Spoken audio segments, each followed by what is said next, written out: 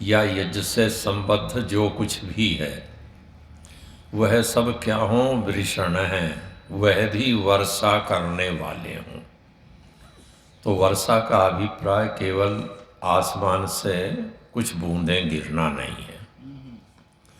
वर्षा का अभिप्राय है कामनाओं की पूर्ति करना। तो यहाँ दो बातें कहीं कि यज्ञ कामनाओं की पूर्ति करने वाला है, और जो यज्ञीय हैं, यज्ञ के कोई भी भाग हैं, कोई भी क्रियाएं हैं, या यजमान है जो यज्ञ कर रहे हैं, वह भी कैसे हों? कामनाओं की पूर्ति करने वाले हों। यदि यज्ञ केवल भौतिक मान ले तो यज्ञ जड़ हो जाएगा। और जड़ से कुछ मांगना, सोच करके देखिए फिर क्या अंतर रहा।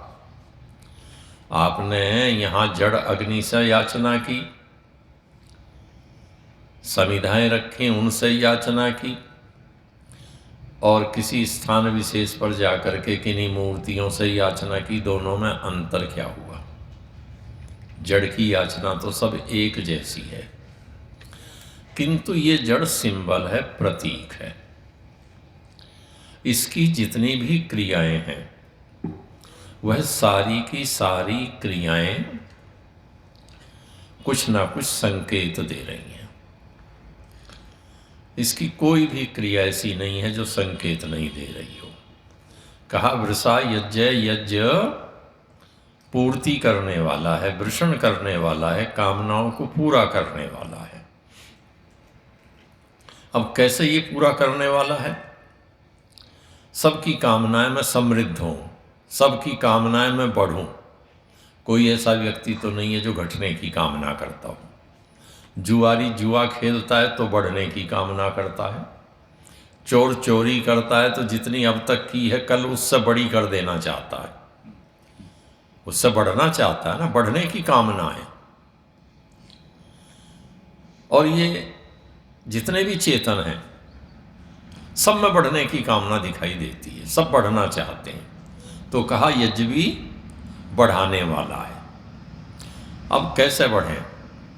हमारे पास थोड़ी सी समृद्धि आई, हमारे पास छोटा सा पद आया, उस थोड़ी सी समृद्धि और उस छोटे से पद को पा करके हम क्या मानना प्रारंभ कर देते हैं कि मैं सबसे बड़ा हो गया, मैं प्रधान हो गया, सबसे बड़ा हो गया, मैं मंत्री हो गया, मैं सबसे बड़ा हो गया, और मैं अधिष्ठाता हो गया। तो अधिष्ठाता का अर्थ ही है सबके ऊपर स्थिर रहने वाला। फिर तो सब मेरे नीचे ही नीचे हैं। और परिणाम क्या होता है? जो हमें बढ़ना चाहिए था हम बढ़ते नहीं और हम घट जाते हैं, कुछ ना कुछ खो बैठते हैं। तो ये क्यों होता है? क्योंकि हम यज्ञीय नहीं रहे। हमने कहीं ना कहीं यज्ञ को छोड़ लिया। और कैसे छोड़ लिया? यज्ञ तो हम करते रहे, पर जो यज्ञ कोई संकेत दे रहा है उसको छोड़ दिया। और इसकी हर क्रिया संकेत दे रही है। एक छोटी सी क्रिया आप देख सकते हैं कि आपने जल सिंचन किया। महर्षि ने लिखा है कि जल छिटकावे, छींटे देना, नालियां भर देना नहीं है। क्योंकि नालियां भर देना हुआ तो फिर लौकिक बात होगी, प्रतीक नहीं रहा। प्रतीक कोई बड़ी चीज नहीं होती, प्रतीक तो बहुत छोटी सी होती है। पार्टियों को सिंबल मिलते हैं, किसी को पंजा मिल गया, किसी को कुछ मिल गया, ये क्या है? ये प्रतीक हैं, सिंबल हैं। इसमें लिखा कुछ भी नहीं। उसकी व्याख्या करने के लिए बड़े बड़े घोषणा पत्र निकालते हैं। हम ये कर देंगे, 10,000 दे देंगे, महीने के 20,000 दे देंगे, हम ये बांट देंगे, वो कर देंगे, सब ये वो सारी चीज़ें कहीं नहीं लिखी हुई। और आप उस सिंबल को ही समझ करके कि ये सारी चीज़ें छिपी हुई हैं उसे मान लेते हैं और उसी पर मोहर लगाते रहते हैं या बटन दबाते रहते हैं। ऐसे ही यहाँ भी जो क्रियाएं हैं छोटी छोटी, जल तो केवल मात्र प्रतीकात्मक ले लिया। और जल सिंचन किया कब है आपने? उससे पहले आपने अग्नि को प्रज्वलित किया, दीप प्रज्वलित किया। उसके लिए शास्त्रकारों ने व्यवस्था दी है कि कहाँ कहाँ से ला करके आप अग्नि ले सकते हैं अग्न्यदान करने के लिए। उस कर्मकांड की बात मैं छोड़ देता हूँ। आपने अब तो यहाँ दीप प्रज्वलित कर लिया, और दीप प्रज्वलित करने के पश्चात जब अग्नि का आधान कर लिया तो उस अग्नि को फिर बढ़ाया। उद्बुद्धस्व अग्ने, हे अग्नि तू उद्बुद्ध हो जा, हे प्रकाश तू बढ़। पर किस लिए बढ़?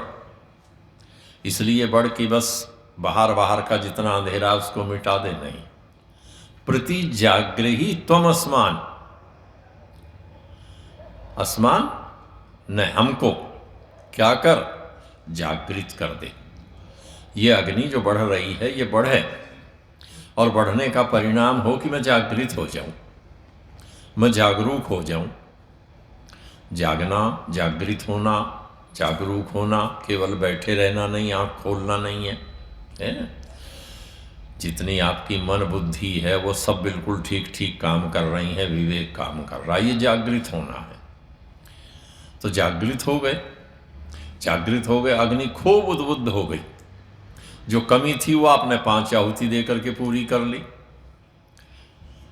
किंतु जब अग्नि प्रदीप्त हो गई और आपको हव्य समर्पित करना है तो ये बीच में पानी के छींटे देने की बात कहां से आ गई? अग्नि तो पूरी प्रज्वलित कर ली, और प्रज्वलित जब हो गई तो फिर ये छींटे देने की बात बीच में क्यों आई? बहुत छोटे छोटे मंत्र खंड लिए, और मंत्र खंड लेकर के सबसे पहले स्मरण किया। किसको किया? अदिति को स्मरण किया, और पूर्व दिशा में किया। प्राची किसकी दिशा है? प्रकाश की दिशा है। जो प्रकाश का आगमन है, उदय है, किधर से हो रहा है? प्राची कहते ही उसको है जहां से प्रकाश निश्रित हो रहा है, प्रकाश जिधर से आ रहा है। तो सबसे पहले जो आपने अग्नि को प्रदीप्त किया, प्रज्वलित किया, तो जो प्रकाश की दिशा थी उस प्रकाश को संरक्षित करने का काम ये करना है कि वो प्रकाश बिखरे नहीं, उसको रोकना है बिखरने से। आप अग्नि जलाइए और वो अग्नि फैलती चली जाएगी, वही फैलती रहे, कुछ उतना नहीं कर सकती, उतनी ताप नहीं पैदा कर सकती। वो ताप पैदा कब करेगी? जितनी वो संगत हो जाएगी उतनी करेगी। बिखरी हुई चीज उपयोग में नहीं रहती। तो ऐसे जिस अग्नि को हमने उद्बुद्ध किया है, प्रदीप्त किया है, अब वो अग्नि बढ़ेगी तो फैल ना जाए, बिखरे ना, वो कहीं ना कहीं सीमाओं में रहे ताकि उसका अधिकतम उपयोग हो। तो ये तो बाहरी अग्नि है, किंतु प्रदीप्त तो अपने अंदर की अग्नि कर रहे थे जागृत होने के लिए। अब वो जागृत अग्नि कैसे फैलती है? हमारे अंदर की जागृत अग्नि तो ऐसा तो नहीं फैलती जैसे ये फैलती है। ये तो जो चीज़ साथ में आई सबको जला दिया। हम तो बढ़िया से बढ़िया, बारीक से बारीक कपड़ा पहने बैठे रहते हैं। अब सर्दी में सारे गर्म कपड़े लिए बैठे हैं जो सबसे जल्दी चिपकते हैं। जरा सी अग्नि लग जाए तो सारे चिपकने लगते हैं, जलने लगते हैं। तो अंदर की अग्नि यदि ऐसे जलाने लगे तो फिर वैसा हो जाए, वो नहीं करती। किंतु अंदर की अग्नि जलाती है। वो जलाती है किसके रूप में? अहंकार के रूप में। वो अंदर की अग्नि जलाती है क्रोध के रूप में। क्रोध बढ़ता है, अहंकार बढ़ता है, मैं, ये जो मम का भाव है ये बढ़ता है। व्यास जी ने कहा है, द्व्यक्षरस्तु भवेन मृत्यु, त्र्यक्षरम ब्रह्म शाश्वतम। कि देखो 2 अक्षर तो ये मृत्यु के वाचक हैं, और जो 3 अक्षर हैं वो ब्रह्म शाश्वत का कथन करने वाले हैं, अर्थात मृत्यु से छुटकारा दिलाने वाले हैं। 2 अक्षर कौन से? ममेति भवेन मृत्यु। मैं हर समय ये जो करने वाली प्रवृत्ति है ये विनाश की ओर ले जाने वाली है। मृत्यु का तात्पर्य मरना नहीं, मृत्यु का तात्पर्य है विनाश की ओर ले जाना, क्षरण की ओर ले जाना। और नैममेति, ये विस्तार करने वाली है। तो जब अग्नि प्रदीप्त हुई है तो इसको घेर करके रोककर कैसा रखना है, ये ममेती ना हो जाए, तो उसके लिए जल लिया, क्योंकि जल को कहा है आप है शांता।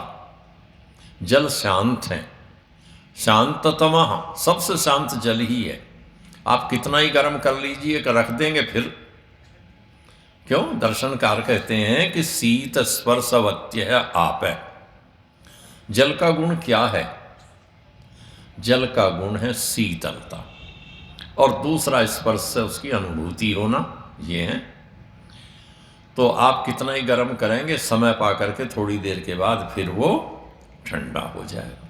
तो क्योंकि उसका मौलिक गुण, उसका अपना गुण शीतलता है, तो उस अग्नि की उष्णता से जो हमारे पास समृद्धि आ रही है, बढ़ रही है, उसको हमें कहीं ना कहीं मर्यादित करना है।